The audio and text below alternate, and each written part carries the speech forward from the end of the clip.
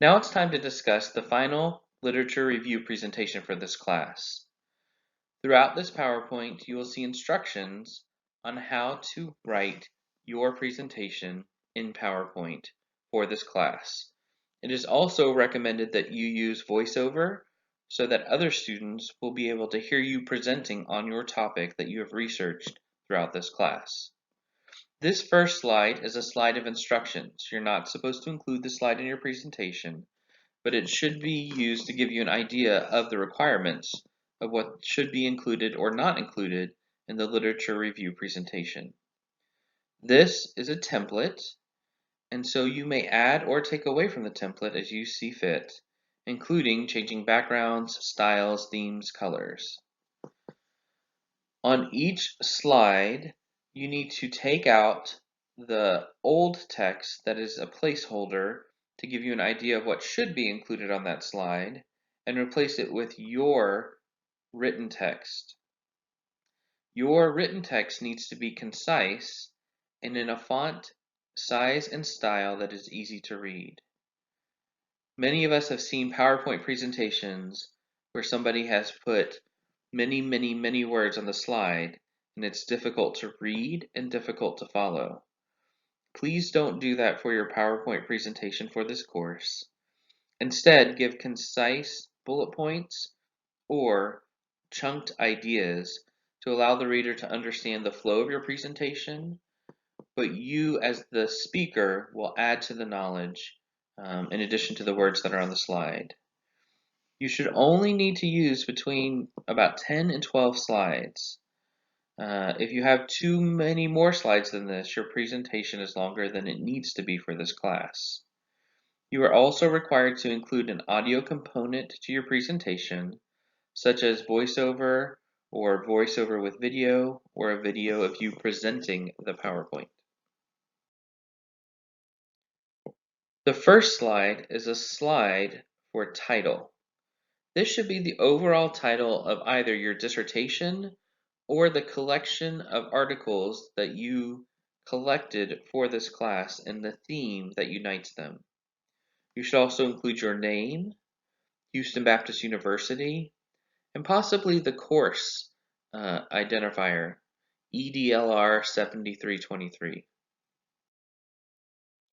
On the next slide, you'll want to have an abstract.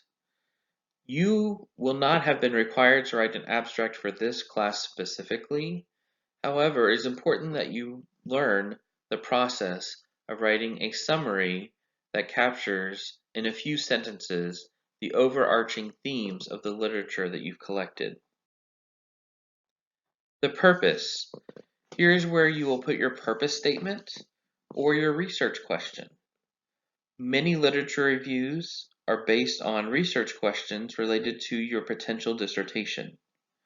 To this end, if you have a research question or a dissertation question that you are hoping to research, include that question here so that the audience understands how the literature that they're about to hear about refers back to a specific theme or topic. A methods section. In this methods section, you can do several things. You can include your strategies for how you search for articles. It should be easy to read. Maybe include database names. Did you use PsycInfo? Did you use ERIC? Did you use EBSCO? Those are all databases that the HBU library uses and allows students to use to find their articles.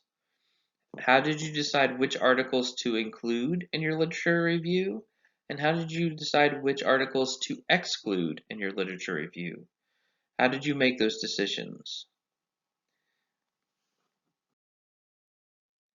The next section will be about results. This is where you summarize the articles that you decided to include and to use this semester. In this section, you do not need to refer to every article that you've used this semester, or you may have a theme that is overarching between several articles in which you will have multiple citations at the end of the sentence. So for example, if I was conducting a research study and one of my research themes was the link between poverty and delinquency in adolescents, and I found 3 articles that linked poverty and delinquency, I could cite all 3 articles after that one bullet point because they're all tied together by that theme. So pick your key themes or key findings for your articles and include them in this section. You may have multiple results slides, and that is definitely okay. It's just supposed to give those who are watching your presentation an overview of the articles that you have found and how they link together and tie together around a common theme. You may even want to include display features such as maps or graphic organizers to help you and your viewers better understand the research that you conducted this semester. A discussion slide. On the discussion slide, you'll discuss specifically the conclusions that you're able to draw from the articles that you found, the implication for your research study, your dissertation, or for the practice. Many of you have selected dissertation topics that are related to your professional life or the real world, the world of work. Any limitations to the literature review that you did? Were there things that you found difficult or things that you need to identify as a limitation? This would be a good place to put them. And suggestions for future research. What else about the topic do we need to know about that maybe you weren't able to cover in the span of this 8-week class?